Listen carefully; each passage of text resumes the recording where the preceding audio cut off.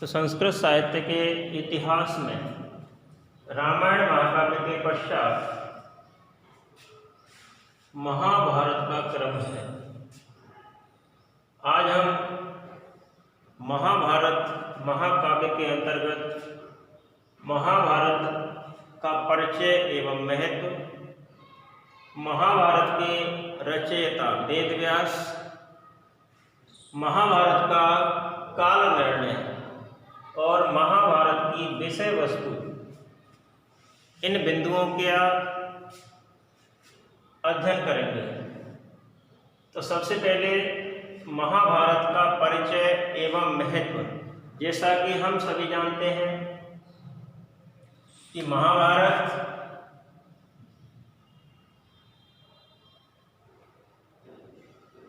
एक लाख श्लोक,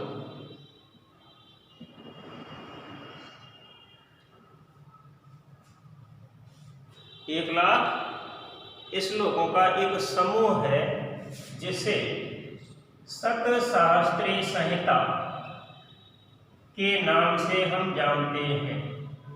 क्योंकि इसमें कितने श्लोक हैं? 1 लाख श्लोक हैं। 1 लाख श्लोक होने के कारण इसे सतसहस्त्री संहिता के नाम से हम जानते हैं।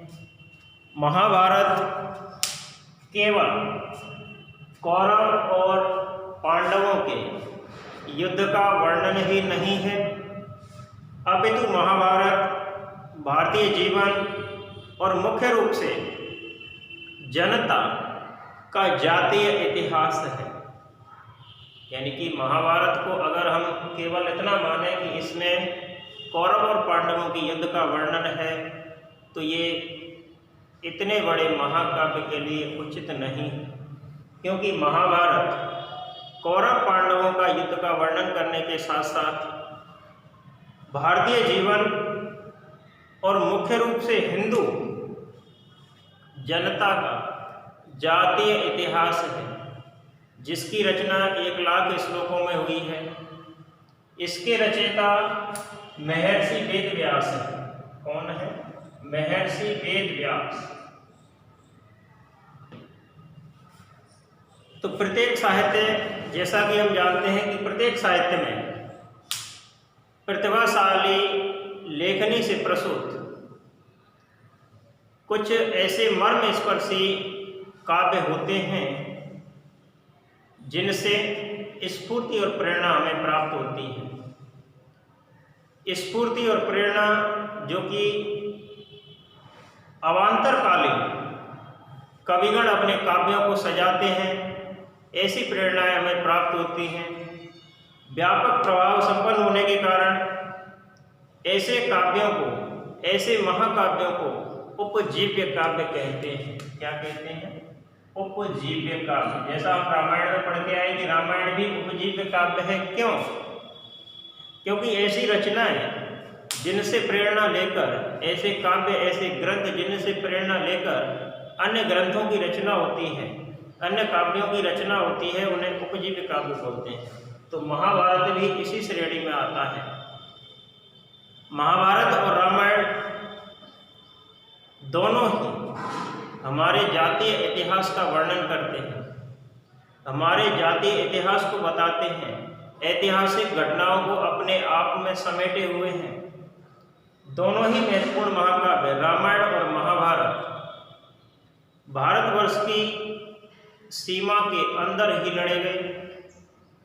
उन्हें अंतर जगत के धर्म और अधर्म का द्वंद्व युद्ध का प्रतीक मान लेना अनुचित है, क्योंकि हम केवल ये नहीं समझ सकते कि रामायण और महाभारत में धर्म और अधर्म के युद्ध का वर्णन है। रामायण और महाभारत हिंदू जातीय इतिहास को व्यक्त करने वाले महाकाव्य हैं। वैदिक साहित्य में भी हम जिस धर्म का, जिस सिद्धांत के रूप में दर्शन करते हैं, उसी का जो व्यवहारिक रूप है वो रामायण और महाभारत में समाहित है। रामायण और महाभारत में हमें प्राप्त होता है। रामायण और महाभारत जीवित भारतीय संस्कृति के प्रकाश स्तंभ हैं। रामायण और महाभारत जीवित भारतीय संस्कृति के प्रकाश स्तंभ हैं।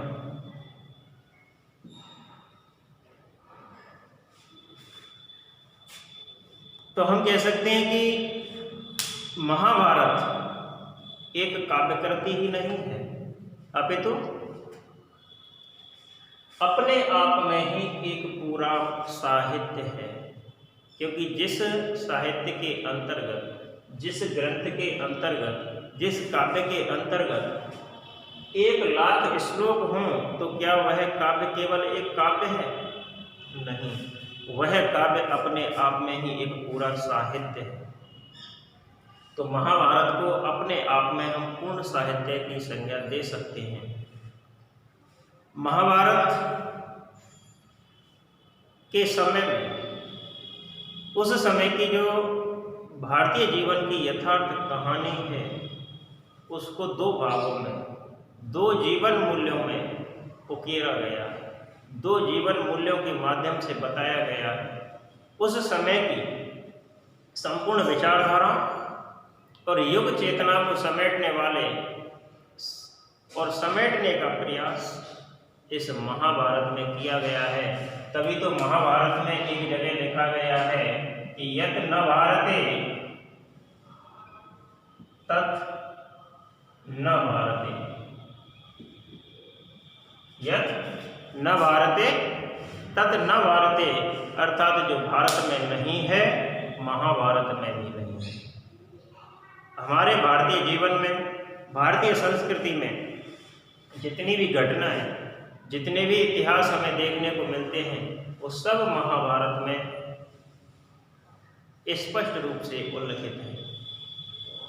कह सकते हैं कि महाभारत का जो शांति पर्व है, हम देखते हैं कि जब हम पढ़ेंगे महाभारत का शांति पर्व, तो महाभारत के शांति पर्व में जीवन की विभिन्न समस्याओं, जीवन की नानाविध समस्याओं के समाधान, नानाविध तत्वों का निरूपण महाभारत के शांति पर्व में हमें प्राप्त होता है।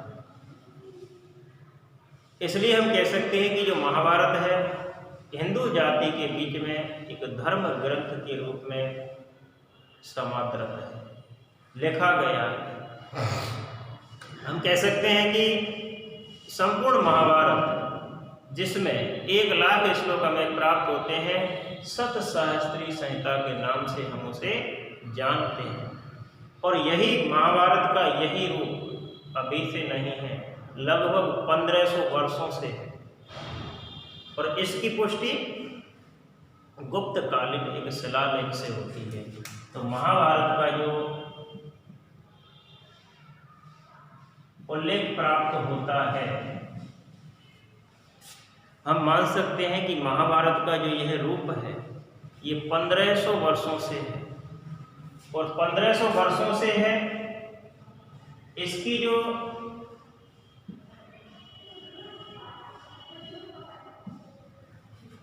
पुष्टि होती है गुप्त कालीन एक शिलालेख से होती है। किससे होती है? गुप्त कालीन शिलालेख से। तो गुप्त कालीन शिलालेख से जो पुष्टि हमें मिलती है, उसके अनुसार इस महाभारत के जो 1,00,000 श्लोक प्रचलन में आए, उनका यह रूप 1500 वर्षों से, और इसी कारण महाभारत के लिए सतसहस्री संहिता का प्रयोग किया गया है। तो महाभारत, संपूर्ण महाभारत में जो 1,00,000 श्लोक हैं, उन्हें 18 पर्वों में बांटा गया है। दूसरा बिंदु है महाभारत के रचयिता वेद व्यास। महाभारत के रचयिता वेद व्यास। तो जैसा कि विद्वानों की धारणा है कि अत्यंत प्राचीन काल से, अत्यंत प्राचीन समय से देश में ऐसे आख्यान प्रचलित होते रहे हैं, जिनमें कौरव और पांडवों की कथा, कौरव और पांडवों की वीरता का उल्लेख हमें प्राप्त होता है। वैदिक ग्रंथों में भी कुछ जगहों पर, वैदिक ग्रंथों में कुछ स्थानों पर महाभारत के पात्रों की कहानियां हमें प्राप्त होती हैं। अथर्ववेद में राजा परीक्षित, का आख्यान स्पष्ट रूप से दिया गया है। अथर्ववेद में किसका है? राजा परीक्षित। तो राजा परीक्षित महाभारत में भी। तो हम कह सकते हैं कि अत्यंत प्राचीन समय से ही ऐसे आख्यान प्रचलन में आते रहे हैं। वेद व्यास ने उन्हीं गाथाओं, उन्हीं आख्यानों को एकत्र करके एक जगह पर लिखकर एक काव्य रूप में हमें प्रस्तुत किया, एक काव्य के रूप में हमें दिया, और उसी का नाम है महाभारत। तो वेद व्यास ने जो ऐतिहासिक घटनाएं हैं, प्राचीन काल से चली आ रही जो घटनाएं हैं, उनको एकत्रित करके एक काव्य के रूप में हमें दिया, और उसी को हम क्या कहते हैं? महाभारत कहते हैं। वेद व्यास का जो नाम है, अनेक दार्शनिक, अनेक साहित्यकार अपने ग्रंथों के प्रणेता के रूप में पुराणों में करते रहे। अनेक पुराणों में वेद व्यास का नाम आता रहा है। वेदों के विभागकर्ता, महाभारत, ब्रह्मसूत्र, भागवत तथा अन्य पुराणों, अनेक पुराणों के कर्ता के रूप में वेद व्यास प्रसिद्ध हैं। तो प्राचीन विश्वास के अनुसार प्रत्येक द्वापर युग में आकर वेद व्यास का विभाजन करते हैं। तो हम कह सकते हैं कि मनवंतर, मनु प्लस अंतर, एक मनु का काल। तो मनवंतर के 28 व्यासों के होने का विवरण भी हमें प्राप्त होता है। तो वर्तमान जो वैवस्वत मनवंतर है, वर्तमान में जो वैवस्वत मनवंतर है, उसके अनुसार 28 द्वापर बीत चुके हैं। 28वें व्यास का जो नाम है वो कृष्ण द्वैपायन मुनि वेद व्यास है। इसका नाम 28वें। द्वापर का जो नाम है, 28वें व्यास का जो नाम है,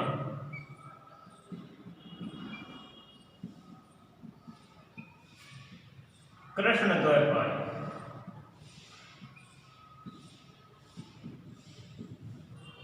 मुनि वेद व्यास। 28वें व्यास का जो नाम है वो क्या है?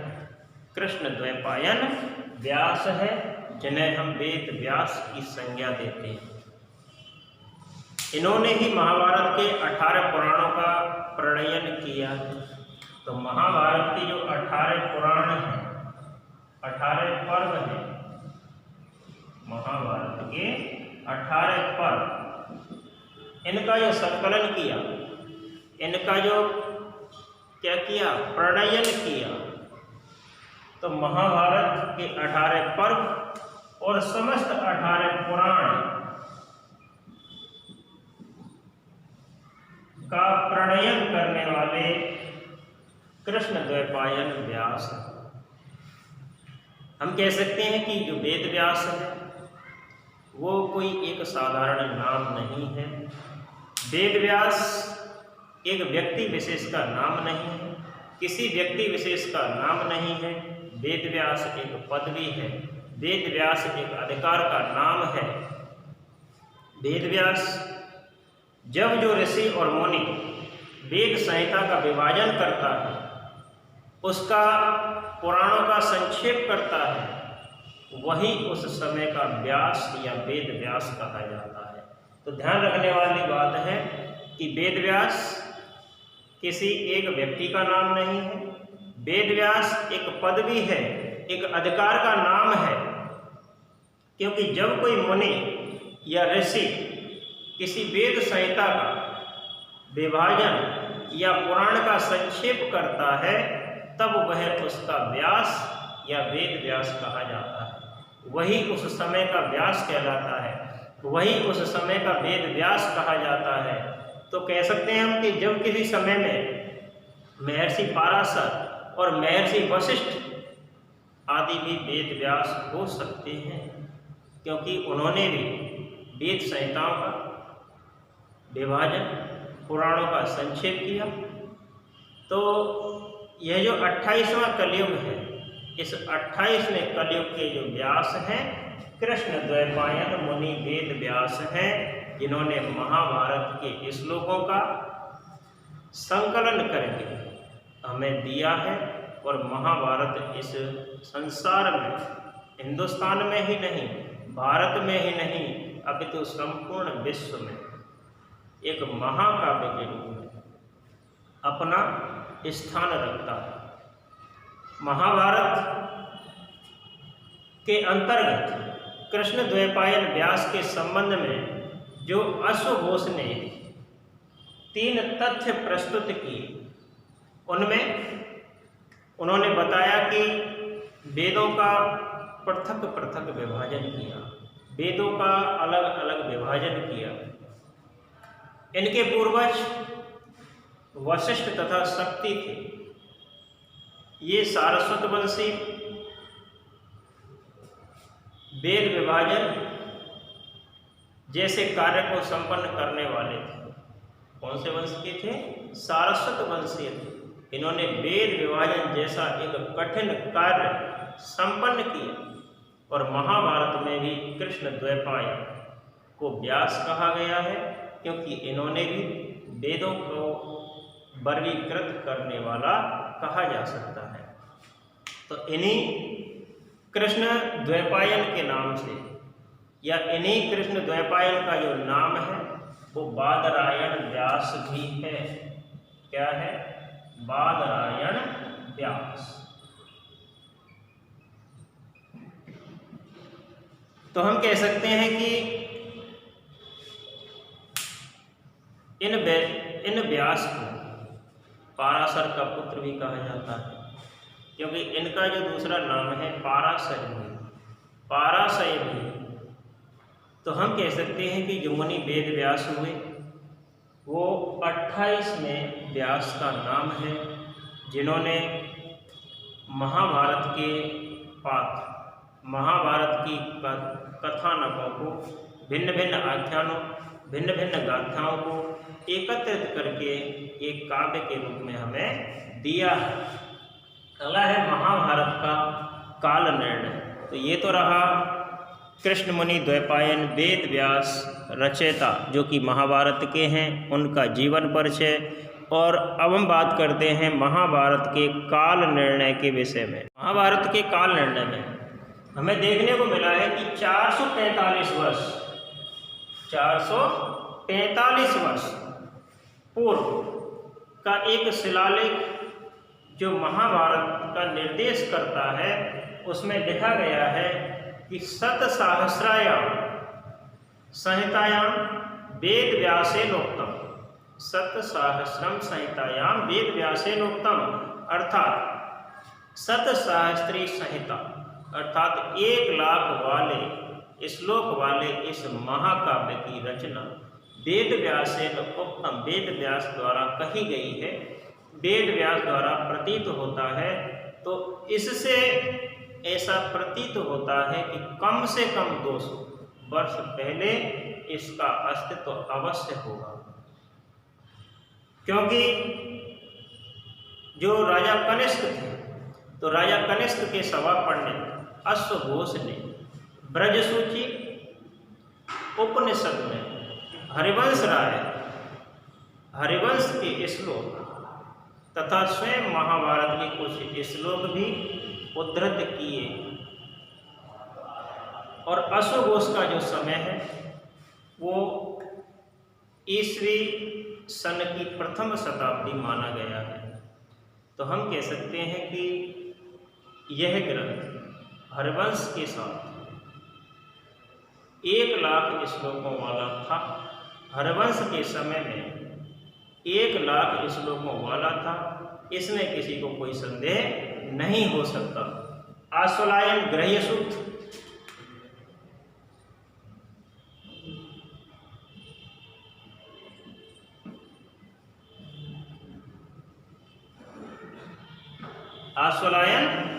ग्रह्य सूत्र में भारत और महाभारत का अलग अलग हमें उल्लेख प्राप्त होता है।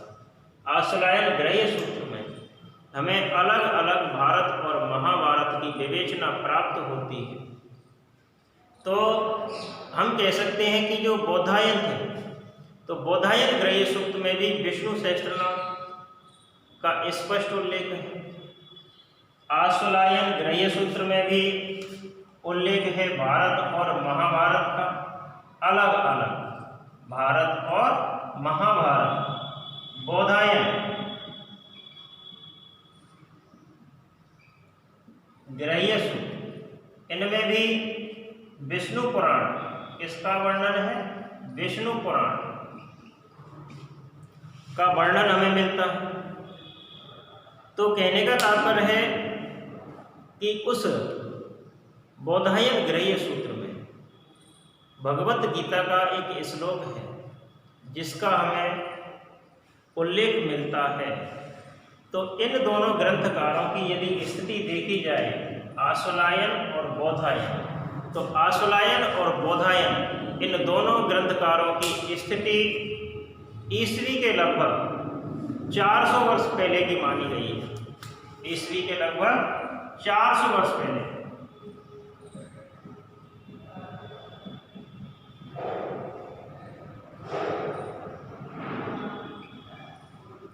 आश्वलायन और बोधायन दोनों ही ग्रंथकारों की जो स्थिति है लगभग 400 वर्ष पहले की मानी जाती है। तो ये दोनों ग्रंथकार भी महाभारत से अच्छी तरह परिचित थे, महाभारत के विस्तृत रूप से सुपरिचित थे, गीता को भगवान के वचन रूप से जानते थे।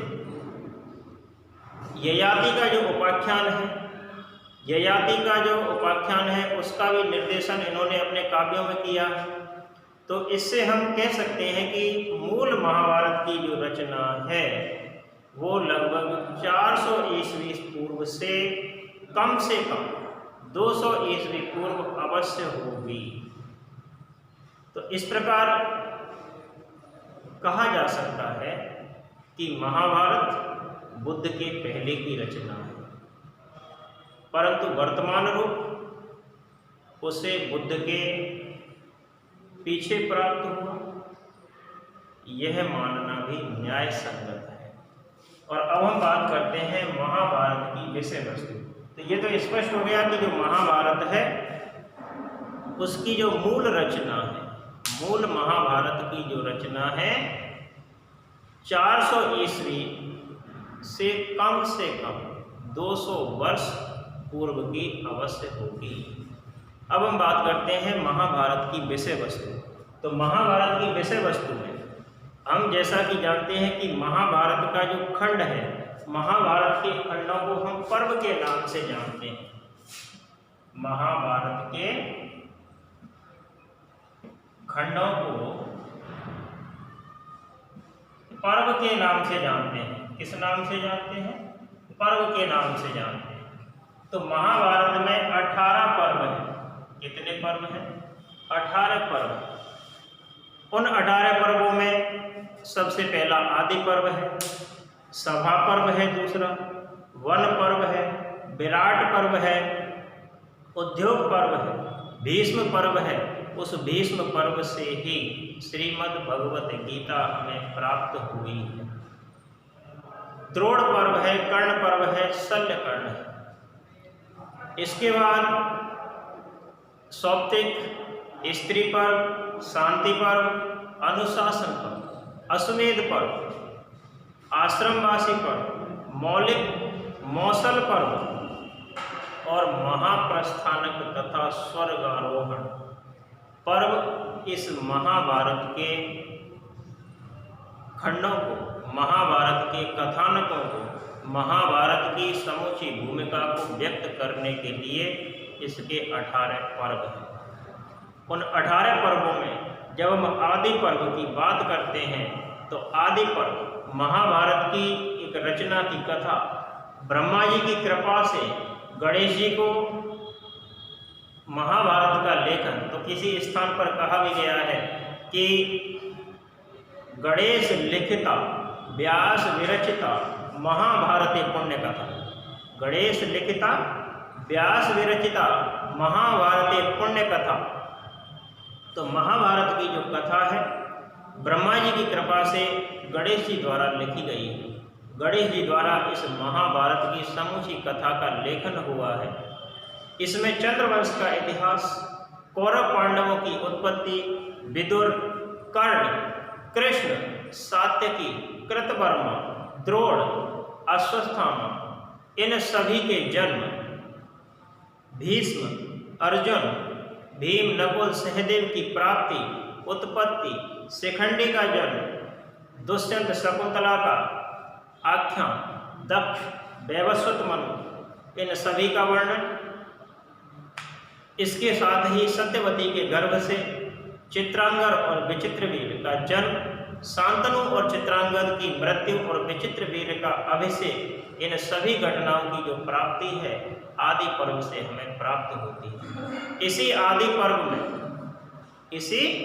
पर्व में विचित्रवीर की मृत्यु पर माता सत्यवती के अनुरोध से कुरुवंश की वृद्धि के लिए व्यास जी द्वारा विचित्रवीर की पत्नियों से धृतराष्ट्र, पांडु एवं विदुर का जन्म, द्रोण का परशुराम के अस्त्र प्राप्त करना, राजा द्रुपद से अपमानित होकर हस्तिनापुर आना, राजकुमारों की शिक्षा के लिए उनकी नियुक्ति, दुर्योधन द्वारा लाक्षागृह का निर्माण करवाना और लाक्षागृह में पांडवों के मारने की योजना बनाना, फिर भी उसमें सफलता नहीं मिलना अर्थात विफलता हाथ लगना, हिडिंब का वध करके भीम का उसकी बहन हिडिंबा को प्राप्त करना, उस हिडिंबा से विवाह करना, घटोत्कच की उत्पत्ति होना, द्रौपदी का स्वयंवर, अर्जुन का लक्ष्य भेद कर द्रौपदी को प्राप्त करना, पांचों भाइयों का द्रौपदी के साथ विवाह होना, द्रोण विदुर के परामर्श से पांडवों का आधा राज्य प्राप्त करके इंद्रप्रस्थ में अपनी राजधानी स्थापित करना, मणिपुर में चित्रांगदा के साथ अर्जुन का विवाह करना, द्वारका में सुभद्रा हरण और अर्जुन का विवाह होना और खांडव वन का दाह होना, खांडव वन में अग्नि लगाना, ये सभी आदि पर्व के अंतर्गत आने वाली घटनाएं हैं। और दूसरा पर्व है सभा पर्व।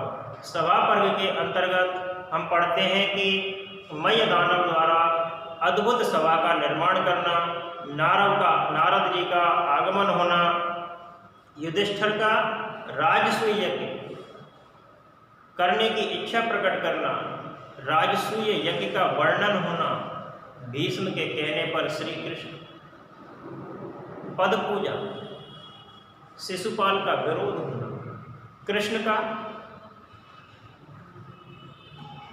के द्वारा उसका वध होना, दुर्योधन की ईर्ष्या, द्यूत क्रीड़ा के लिए युधिष्ठिर का आह्वान, शकुनी की चाल से युधिष्ठिर की हार निश्चित होना, राज्य भाइयों और द्रौपदी को हार जाना।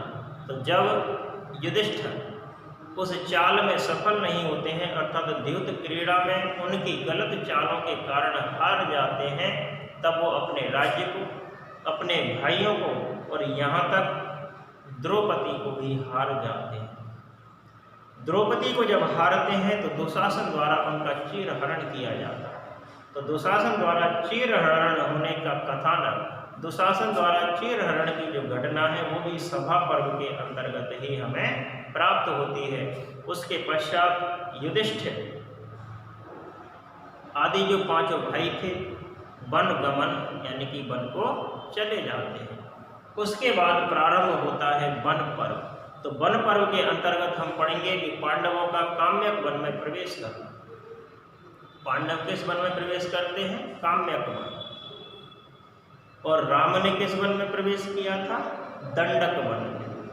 तो पांडवों का काम्यक वन में प्रवेश, विदुर और श्री कृष्ण का आगमन, व्यास जी के आदेश से पांडवों का इंद्रकील पर्वत पर जाकर, तो अगर आता है कि व्यास जी के आदेश से पांडव किस पर्वत पर गए? इंद्रकील पर्वत पर जाकर इंद्र का दर्शन करना, अर्जुन की तपस्या, शिव जी से पशुपत अस्त्र की प्राप्ति, उर्वशी पर अर्जुन यानी कि उर्वशी अर्जुन पर आसक्त हो जाती है, इसी पर्व के अंतर्गत है। अर्जुन द्वारा तिरस्कार होता है, उर्वशी द्वारा उनको शापित कर दिया जाता है। नल दमयंती की कथा, परशुराम, अगस्त, व्रतवत, भगीरथ, गंगावतरण, मानधाता आदि की कथा, हनुमान भीम का मिलन, और आगे कह सकते हैं कि सर्परूप नहुस से संवाद, उसकी मुक्ति, द्रौपदी सत्यभामा संवाद, दुर्योधन का गंधर्वों से युद्ध कर उसकी पराजय होना, पांडवों द्वारा उसकी रक्षा और दुर्योधन की आत्मग्लानि। और उसके बाद हम पढ़ सकते हैं कि सावित्री उपाख्यान, इंद्र का कर्ण से कवच कुंडल का दान रूप में ग्रहण करना और दिव्य शक्ति देना, यक्ष युधिष्ठिर संवाद, ये सब वन पर्व की कथाएं, वन पर्व के कथानक हैं। विराट पर्व चौथे क्रम पर है। विराट पर्व जो महाभारत का चौथा खंड कह सकते हैं। तो विराट पर्व के अंतर्गत अज्ञातवास के लिए पांडवों का विराट नगर में प्रस्थान करना, कीचक का द्रौपदी को अपमानित करना, भीम द्वारा उसका वध करना, सुशर्मा से पांडवों का राजा, उसके पश्चात कौरवों का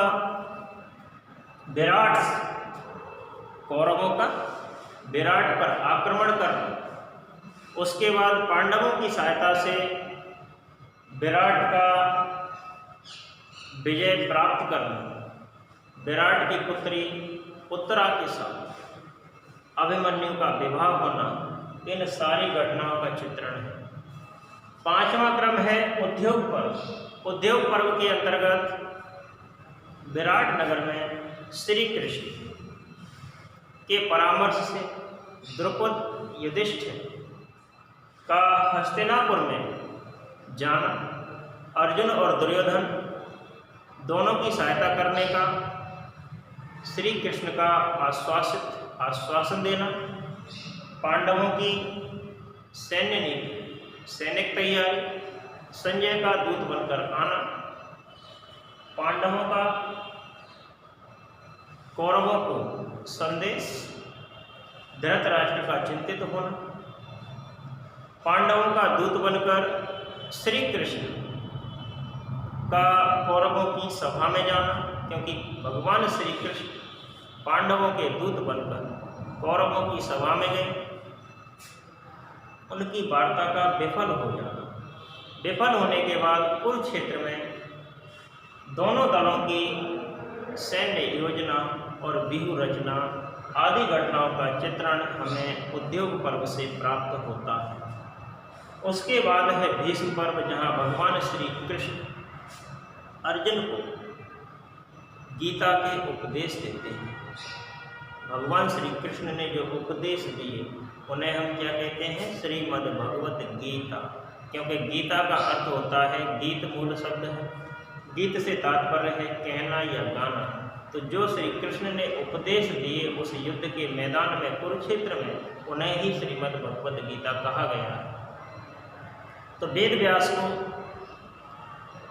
या वेद व्यास द्वारा कह सकते हैं कि वेद व्यास द्वारा संजय को दिव्य दृष्टि प्रदान कर धृतराष्ट्र के पूछने पर संजय द्वारा युद्ध का वर्णन करना, भीष्म द्वारा घनघोर युद्ध, शिखंडी की सहायता से भीष्म का पतन,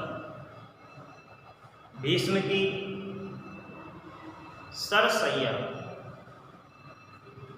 तथा प्राण त्याग के लिए उनकी उत्तरायण की प्रतीक्षा करना, ये संपूर्ण विवरण हमें भीष्म पर्व से प्राप्त होता है। उसके पश्चात द्रोण पर्व। द्रोण पर्व के अंतर्गत अभिमन्यु का युद्ध, द्रोण द्वारा चक्रव्यूह का निर्माण करना, अभिमन्यु की मृत्यु हो जाना, अर्जुन द्वारा जयद्रथ का मारा जाना, कर्ण की शक्ति से घटोत्कच की मृत्यु, घटोत्कच को मृत्यु प्राप्त होना, द्रोणाचार्य का युद्ध करना, घोर युद्ध करना, धृष्टद्युम्न द्वारा उनका वध करना, अश्वत्थामा का क्रोध, उनका नारायणास्त्र का प्रयोग करना, श्री कृष्ण द्वारा पांडव सेना एवं भीम की रक्षा करना, ये सारे कथानक और घटनाएं हमें द्रोण पर्व से प्राप्त होते हैं, क्योंकि द्रोण द्वारा चक्रव्यूह का निर्माण इस द्रोण पर्व के अंतर्गत ही होता है। अगला हम पढ़ते हैं तो कर्ण पर्व। कर्ण पर्व में कर्ण का सेनापति बनना, कर्ण द्वारा युधिष्ठिर की पराजय तथा पलायन, अश्वत्थामा को पराजित कर अर्जुन को युधिष्ठिर का समाचार लाने के लिए आना, युधिष्ठिर द्वारा अर्जुन का तिरस्कार, अर्जुन का युधिष्ठिर को मारने के लिए तैयार होना, श्री कृष्ण की शिक्षा से दोनों का प्रसन्नतापूर्वक मिलन होना, कर्णवध, युधिष्ठिर द्वारा शल्य का मारा जाना और अंत में दुर्योधन का सरोवर में प्रवेश, इस कर्ण पर्व के अंतर्गत आने वाले कथानक हैं, कर्ण पर्व के अंतर्गत आने वाली घटनाएं। आगे के पर्वों के विषय में हम अगले अध्याय में चर्चा करेंगे। धन्यवाद।